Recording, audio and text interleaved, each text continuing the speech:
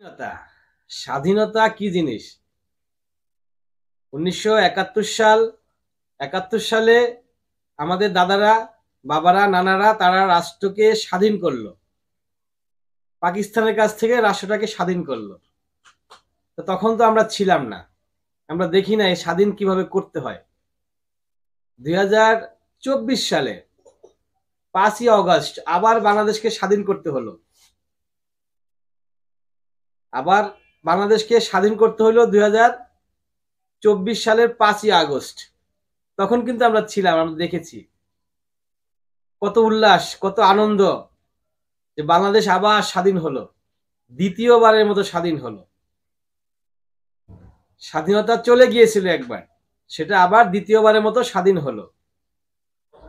স্বাধীনতা অর্জনের চেয়ে স্বাধীনতা রক্ষা করা অনেক কঠিন, সেটা আমরা পড়েছিলাম ভাব সম্প্রসারণ, যে স্বাধীনতা অর্জনের চেয়ে সেটা রক্ষা করা কঠিন। কতটা সত্য এটা, এটা যে কতটা সত্য সেটা এখন আমরা হাড়ে হাড়ে টের পাচ্ছি, সেটা আমরা এখন দেখতে পাচ্ছি। মোল্লা কলেজ আজকে সারা দিন রণক্ষেত্র ছিল, ধাওয়া পাল্টা ধাওয়া, মারামারি সারা দিন চলছে।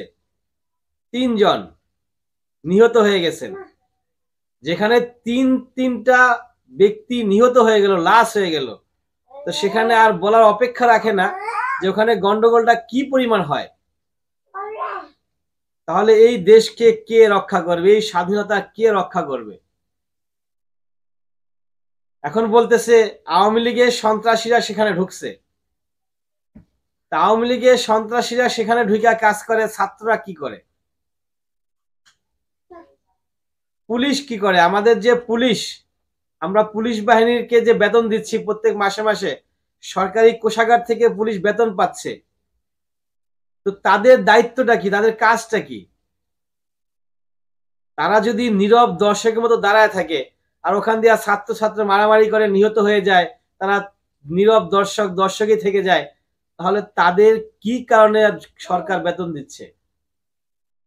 এখানে সারজিদ হাসনাত এবং আসিফ মাহমুদরা হুঁশিয়ারি দিয়েছেন, পুলিশকে অ্যাক্টিভ থাকার কথা বলেছেন, পুলিশ কেন অ্যাকশনে যাচ্ছে না সে কথা বলেছেন আসিফ, এবং সার্জিস হুঁশিয়ারি দিয়েছেন।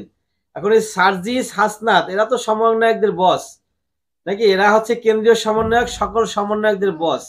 এখন ওই সমন্বয়করা কি এদের কথা শুনতেছে? এদেরকে পাত্তাই দিচ্ছে না।